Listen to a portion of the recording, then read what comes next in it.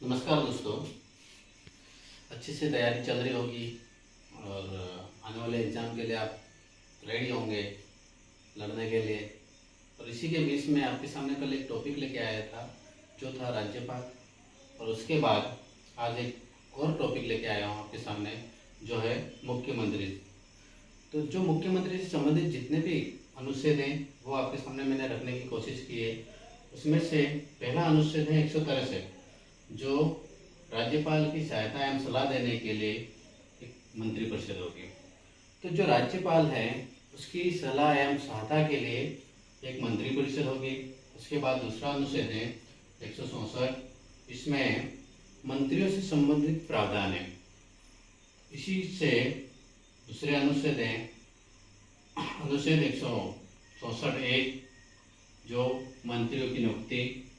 तो जो मंत्रियों की नियुक्ति होती है उसमें जो मुख्यमंत्री होता है, सत्ता पक्ष का नेता होता है, उसके सलाह से राज्यपाल मंत्रियों की नियुक्ति करता है। उसके बाद है जो मंत्रियों की नियुक्ति का आकार, जो मंत्रियों की नियुक्ति का आकार है, जो एक संविधान संशोधन आया था, वो संविधान संशोधन है 51वां संविधान संशोधन 2003। जो 51वां संविधान संशोधन 2003 लाया गया था, उसमें यहाँ संशोधन किया गया कि मंत्रिपरिषद की जो आकार है, जो मंत्रिपरिषद का जो भी आकार है उसको निश्चित कर दिया गया, और 1 जनवरी 2004 से इस मंत्रिपरिषद आकार को लागू कर दिया गया। इसके बाद मंत्रियों की अधिकतम संख्या, जैसे मान लो राजस्थान में 200 विधानसभा क्षेत्र है, विधानसभा सीटें 200 हैं, तो इसका 15% सीटें मंत्री बनेंगे, 15% सीटों पर मंत्री बनेंगे, जिसमें से जैसे राजस्थान की 200 सीटें हैं तो 30 मंत्री बनेंगे। उसके बाद अधिकतम मंत्रियों की संख्या 30 होगी, न्यूनतम मंत्रियों की संख्या मुख्यमंत्री सहित 1+11 12 होगी कम से कम। उसके बाद अनुच्छेद 164(2), मंत्रियों के सामूहिक उत्तरदायित्व। जो मंत्रियों के सामूहिक रूप से उत्तरदायित्व, जो विधानसभा के प्रति उत्तरदायी होती है, जो मंत्री होते हैं वो विधानसभा के प्रति उत्तरदायी होते हैं। उसके बाद है अनुच्छेद 164(3), मंत्रियों की शपथ। जो मंत्रियों की शपथ है वो राज्यपाल दिलाता है। राज्यपाल के समक्ष पद व गोपनीयता की शपथ लेते हैं या लेता है।